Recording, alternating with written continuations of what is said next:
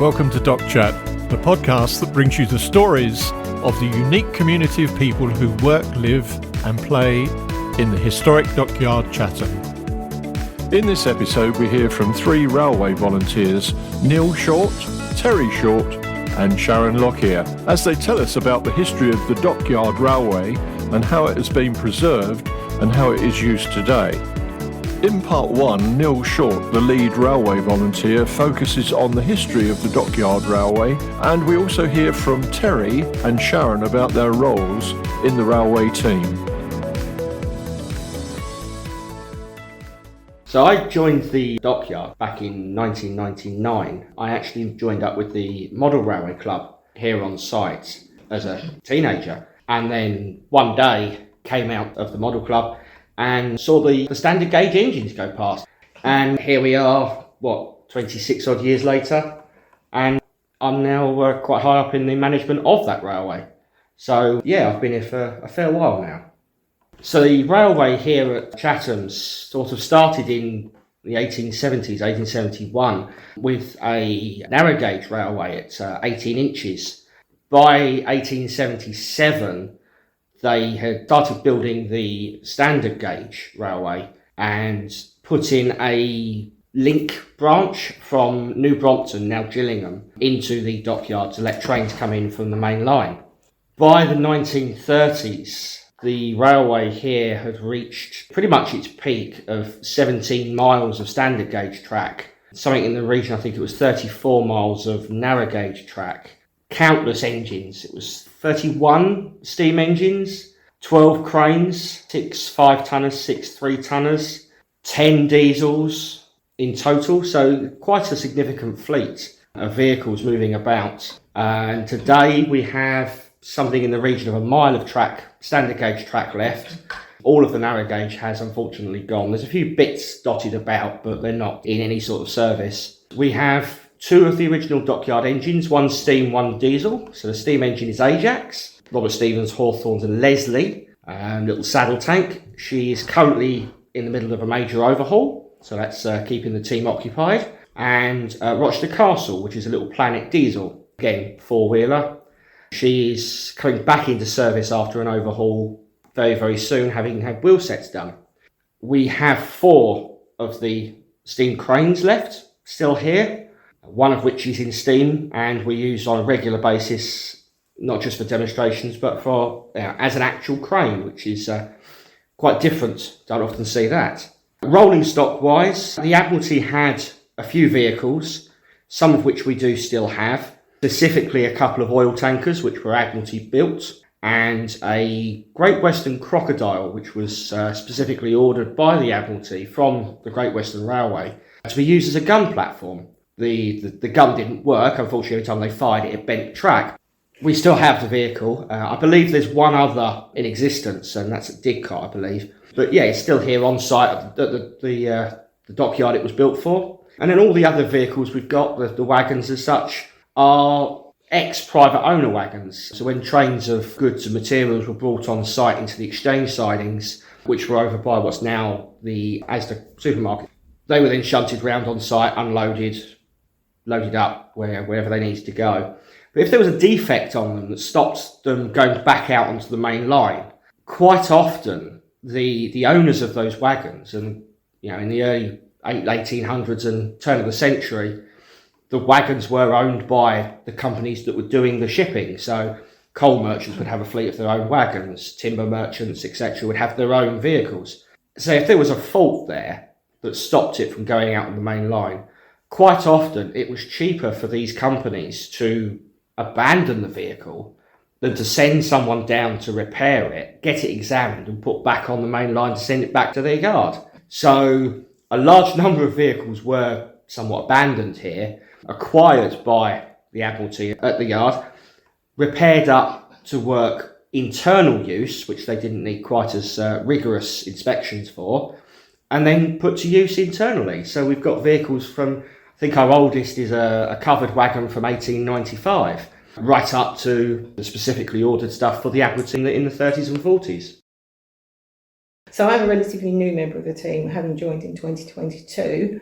I came along with a friend actually to 40s weekend previous year, and she and I developed an interest in heritage railways generally. And Overlord was outside the shed, and we went up on the footplate, chatted to a volunteer who was quite enthusiastic and eventually encouraged us to offer our services as volunteers as well. To this day, I've never established who that volunteer was, and nobody seems to know. So nobody quite knows who to blame for the fact that I'm here. Due to sort of changes within the team that then developed over the next year, 18 months, it became clear that there was a need for some people to pick up some of the paperwork because Neal can't physically do everything there is to do. So obviously with a lack of engineering knowledge, it kind of landed on me to take on a lot of the other paperwork that didn't need that engineering expertise. So I've kind of evolved a role which doesn't really sort of have a proper title, but it is all the other bits that Neal doesn't do when it comes to paperwork. So it's like organising medicals, sorting out training plans, which is something we're bringing in this year, uploading paperwork to our system when maintenance or defects work has been done on any of the locos or wagons. So I've kind of almost created my own little niche. I have no previous connections to the Dockyard. In fact, my family doesn't have any connections to Kent until my parents moved here when I was a toddler. So I've just fallen in love with the site, and the railway in particular has become sort of my number one thing to do here, although I have my fingers in a few other pies as well. My family connection to the Dockyard is actually a bit tenuous, I suppose. My family were rake makers, but most of them were cement workers across the river, not even here.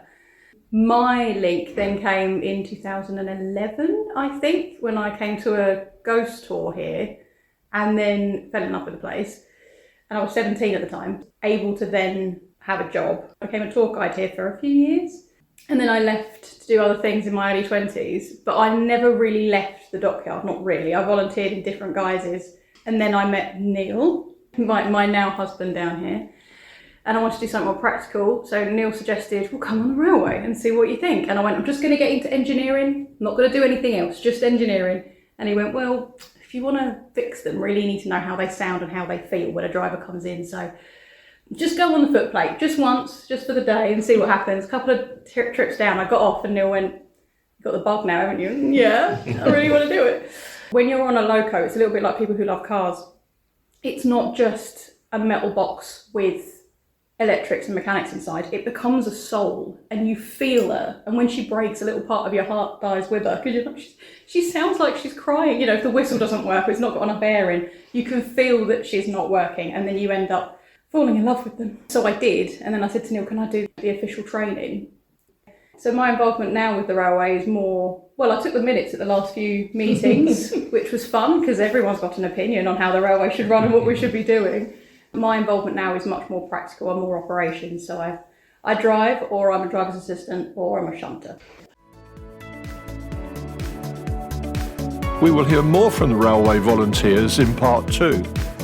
To find out more about visiting the Dockyard, go to the website, which is easily accessible by typing Historic Dockyard Chatham in your browser, or if you want the website address, it is thedockyard.co.uk. That is thedockyard.co.uk. You will be able to buy tickets for 2026 online, and the great thing is the cost of a ticket gives you access to the Dockyard for a year, apart from specially ticketed events. In 2026, the new exhibition in Number 1 Smithery is Ocean Photographer of the Year. The exhibition showcases 116 award-winning photographs, bringing together the very best ocean, wildlife and underwater photography from around the world. The exhibition runs from the 28th of March to the 31st of August. To complement the Ocean Photographer of the Year exhibition, we've teamed up with award-winning naturalist Steve Backshall to take you on an epic journey beneath the waves. Dive into Steve Backshall's awesome ocean family trail, explore the planet's coolest underwater habitats, and discover the secrets of its most fascinating creatures. This event runs from the 11th of July to the 31st of August. The Dockyard Railway operates on certain days of the year, and you can see locomotives running through the site, passing our 3 iconic ships. These events are included in the annual ticket price and full details can be found on the website. On the 18th and 19th of July, it's your chance to take part in the steam crane experience. Under the expert guidance of our railway volunteers, you will learn the delicate art of controlling an original locomotive yard crane. Please note this is a separately ticketed event and full details can be found on the website. In part 2, we hear more from Neal, Terri and Sharon about how the Chatham Dockyard Railway is used today. So these days the railway here at Chatham is very different to what it used to be historically. We run demonstration trains on our operating dates, which are generally one weekend a month. They're advertised online on the website and on the Rail Days app. And you can see us moving our engines around up and down the line, dragging wagons around, animating the site a bit, bringing the dockyard to life. We also have our main engineering workshop right in the middle of the site. It's actually a relatively new build, around 2006 if I recall. You can stop in, have a cup of coffee in the cafe and you can sit there and see all the engines. If you're lucky, you might even spot one of us being a little gremlin around in the workshop and working away. If you do, feel free to pop over and have a chat and talk to us and the team. The guys like any excuse to stop working. That's the sort of day-to-day running here. Generally, bit of work in the workshop, bit of maintenance. The major restorations that we do, so as I said earlier, we have Ajax, our steam engine, which is in the middle of her major 10-year overhaul. And that's completely dismantling it, boilers out, cabs off, tanks off, wheels out, stripped right back to bare nuts and bolts for a boiler inspection to make sure that she's safe for the next 10 years. And then we put it all back together again. We've not long done quite a major project reprofiling the wheels. So the wheels of a railway engines, although they're metal, they do wear, much like the tyres on a car. And the tyres need to be reprofiled. They need to have the treads cut back into them. So this last winter, we jacked up 4 of our engines, 1 crane, 2 diesels and Ajax. We took the wheels out. They were sent off to the railway up north. They sorted the wheels out for us and brought them back. We've put them back in. So you'll see our steam crane running around. That's on freshly turned tyres. And the others are slowly being worked through, put back into service. The tyres on a railway wagon, loco, they are metal and they're called tyres because that's effectively what they are. They're not like a rubber tyre on the car, but they are a metal tyre that interfaces with the rail. And like a car tyre, it wears down, and especially in cornering and especially around our line because we are a dockyard, it's very tight curves, much tighter than you'd see even on other heritage railways. So the tightness of those curves really does wear away at the metal wheels. You have to recut them periodically. There will come a point, and one of our locos has reached that point, where there's not enough metal left to cut tyres in, so you'd have to replace the tyre, which is a little bit more complicated than a car. You can't just pop it on a wheel stand and lever the tyre off. You have to cut the old one off, get a new one, heat it up, drop the wheel in, and actually shrink it down onto the wheel. The tyre is smaller than the wheel, and that's what holds them on. And then you can profile it and get the correct shape on it. It's quite an involved process, but it's something you have to do with railways. Now, all of these engineering processes, all of these refurbishments, renovations, repairs, they're not cheap. They do cost. And in order to try and make the railway a little bit less of a money pit, as most railways are, we've brought in some experiences for people, for the public, to actually get up close and personal to the railway, to the engines and to what we do. So we've started offering static footplate access. So on particular days, and again it's all advertised online, we open up a loco for visitors to come up and have a look at the footplate, and that's the cab, that's where all the controls are. We also do driver experiences, so you can come up into the footplate, have a little go. Basically, we teach you in a very quick session how to drive it, and normally with one of our diesels, and you'll have a little go driving it. We've also expanded that, so using our steam crane. Now, when we were thinking about what can we use the crane for, really much you can do. And then someone had the bright idea of playing hooker duck, like you used to do at the fair as a kid. Except instead of using a fishing rod, we use a 50-ton steam crane. It's actually a lot of fun. So we started doing this a couple of years ago now, put a load of plywood ducks out for, to try and catch.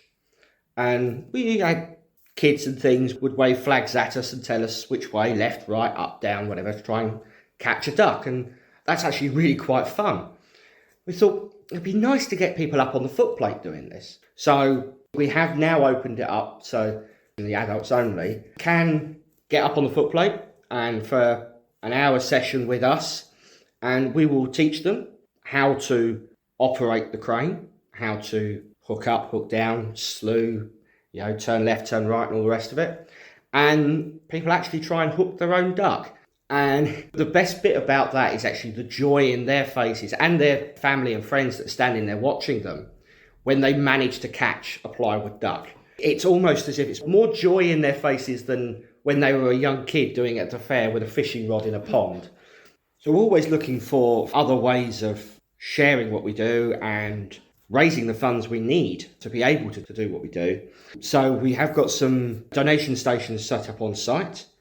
And we're always looking for other opportunities, things we can do, things we could offer. And there's another little project. I don't want to say too much because we're just starting it, but keep your eyes open. There's some exciting stuff coming.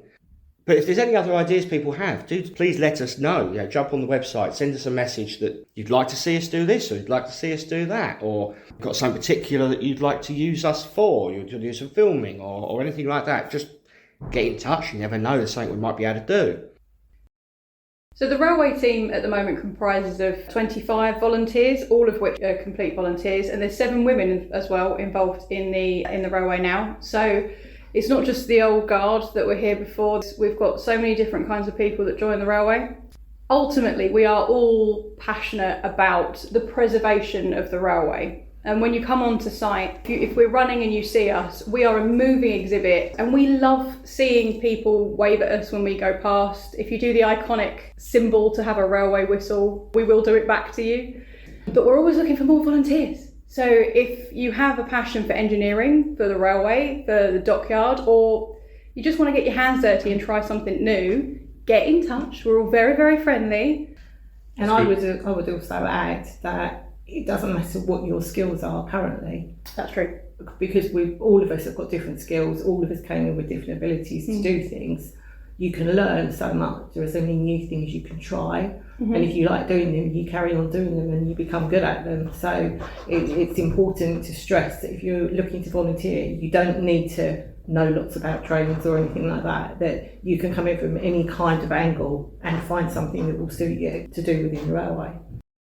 We have an amazing team here at Chatham on the railway, and if it weren't for the guys and girls who give up countless thousands of hours a year to look after these machines, track, the wagons, everything that goes along with it, the training of new people, the examinations of not only the staff but the engines, the wagons, the track, the paperwork that goes with it, it's a hell of an undertaking, it really is. And without the passion and dedication of every single one of our team members, we wouldn't be able to do it.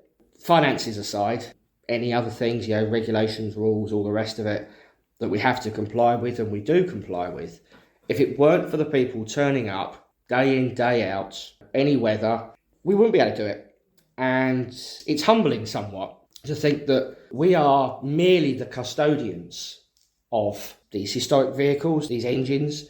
Some have seen quite a bit in their existence. We have one engine that even saw action in France during the Second World War. And to be able to be a part of the team that looks after them, repairs them, is quite a poignant thing, and it's quite humbling. A couple of years ago, we had to do some repairs to Overlord, who is one of our diesel engines, said Andrew Barclay, built for the army to go to France just after D-Day. And we had to do some engine repairs to it. And when we had the engine apart, we were looking at various parts of the engine, the piston and all the rest of it. And the date stamp on the piston was 1940. And we all just sort of stopped for a moment. This collective realisation around the group, I think about 3 of us were there. The last person to hold this piston was back in 1940, putting this together, knowing it was going off to action. We're now putting it back into service and keeping it going for the next generation to enjoy and to learn from, and to pass those skills on as well, because if we don't do this, these skills are lost, these vehicles are lost, and they'll sit gathering dust in a museum somewhere, and they lose the life that they had. We are now on 10 podcast platforms, including Amazon Music, Apple Podcasts, Spotify and YouTube. You can either visit any of the 10 podcast platform websites or download their free apps from the Google Play Store or the Apple Store. If you have enjoyed our podcast, please hit the subscribe button and you will be sent a notification whenever a new episode is added. To contact us about the podcasts, please email us at podcast@chdt.org.uk. That's podcast@chdt.org.uk. So until the next time, this is John saying goodbye and take care.